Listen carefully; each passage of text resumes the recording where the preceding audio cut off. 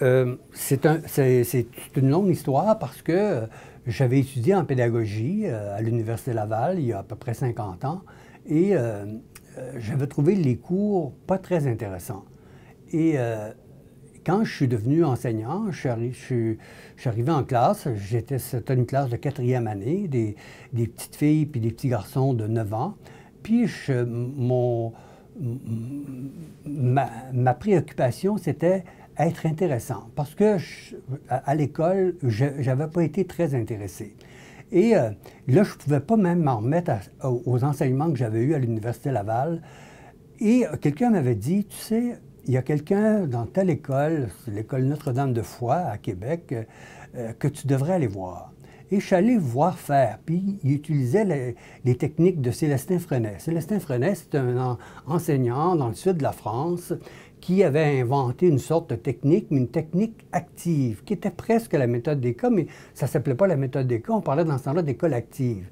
Et ce qu'il faisait faire à ses élèves, il y avait des textes libres. Les textes libres se retrouvaient dans un journal qui était distribué partout dans le village, le curé, les parents et tout. Et les parents, quand le texte de leur enfant se retrouvait dans le journal, tout le monde dans le village lisait le journal. C'était comme un aspect capital de la vie du village.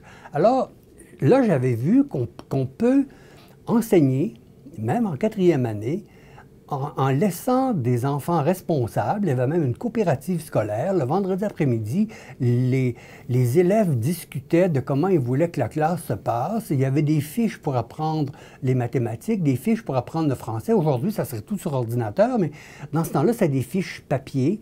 Et donc, la classe était un peu de façon, je dirais, un peu chaotique, dans le sens que chacun fonctionnait à son rythme et ne faisait pas la même chose en même temps.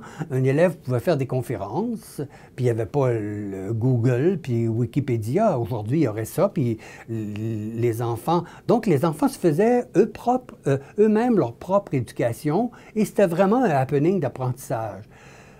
Dans ce temps-là, je ne connaissais pas ça, la méthode des cas. Mais c'était pour moi l'importance de créer un apprentissage où des jeunes sont intéressés. Et intéressés, pas intéressés par ce qui se passe dans l'école, intéressés à bâtir leur propre apprentissage.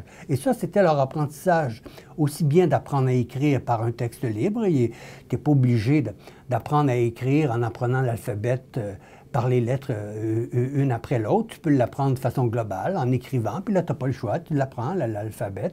Puis par les fiches, là, il y avait un apprentissage programmé qui se faisait un peu tout seul, puis ils s'aidaient entre eux.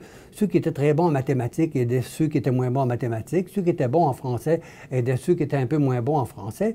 Donc, il y avait un apprentissage, une sorte de... C'était un learning team, là. Tu sais, c'était des petits garçons et des petites filles de 9 ans. Et qui prenaient la responsabilité, ils discutaient de comment est-ce que ça se passait en classe.